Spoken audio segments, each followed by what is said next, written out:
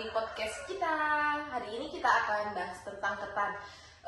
Kemarin tuh aku dan teman-temanku baru dari kedai ketan susu. Ketan Dingkli. Ya, betul. Menurut teman-teman, ketan itu bisa nggak untuk mengganti nasi gitu? Kalau misal di rumah kita nggak ada beras, terus kita makan ketan itu bisa nggak? Bisa, karena ketan itu juga sebagai sumber karbohidrat, tetapi ketan itu teksturnya lengket. Terus kalau lengket jadi gimana?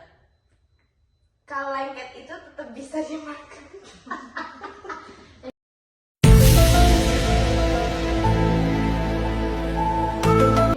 Dikasih santan ya teman-teman. Iya.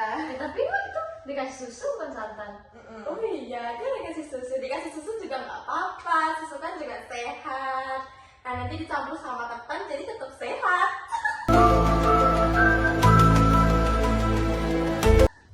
Tapi sih ya kalau menurutku ya sehat sih selagi nggak berlebihan, kan semuanya kalau makanan tuh pasti ada baiknya, ada yang enggak gitu. Nggak baiknya. Terus ini kan kalau kebanyakan konsumsi karbohidrat seperti nasi itu kan bisa bikin berat badan naik ya. Kalau ketan itu gimana? Bisa bikin berat badan naik apa enggak sih? Iya, ketan itu sama aja karena ketan itu adalah sumber karbohidrat dulu ya. Sebenarnya kalian tahu nggak sih kayak di ketan tuh ada manfaatnya nggak sih? Kayak contohnya kayak apa gitu?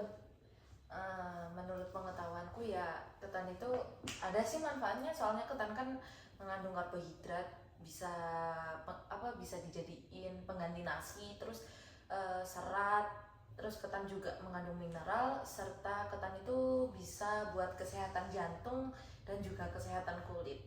Kan itu tadi kan manfaatnya. Terus kandungan gizi atau nutrisi dalam ketan itu apa saja? Tuh aku sampai kok gini, Pak.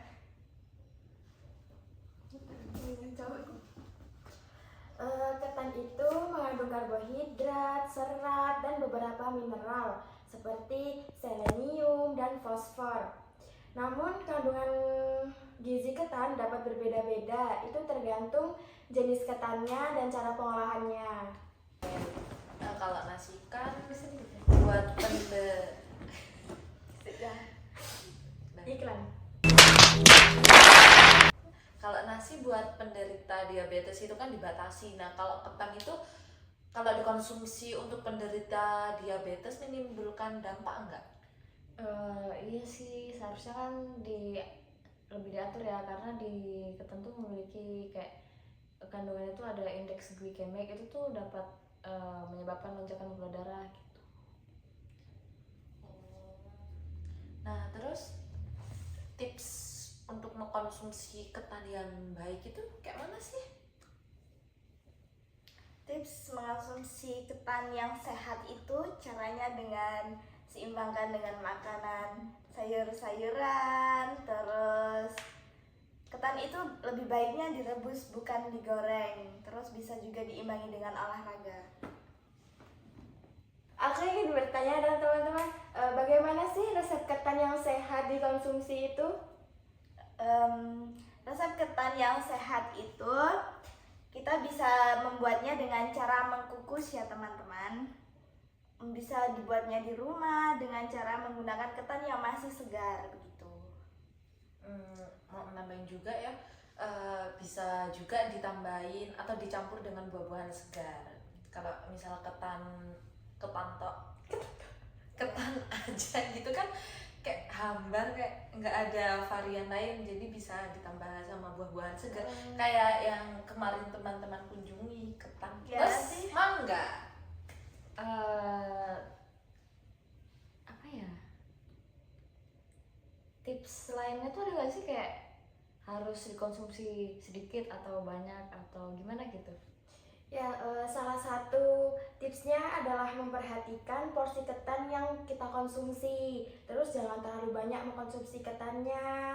Terus karena dapat menyebabkan kalori yang berlebihan itu. Bentar. Oke, sebelum kita tutup, teman-teman ingin menyampaikan pesan untuk pendengar? Mungkin ini ya teman-teman, kita itu penting untuk selalu menjaga pola hidup kita yang sehat dan pola makan kita juga, gaya hidup, karena itu adalah kunci dari kesehatan. Gitu teman-teman. Oke, podcast kita cukupkan sampai sini. See you di podcast selanjutnya. Sampai jumpa.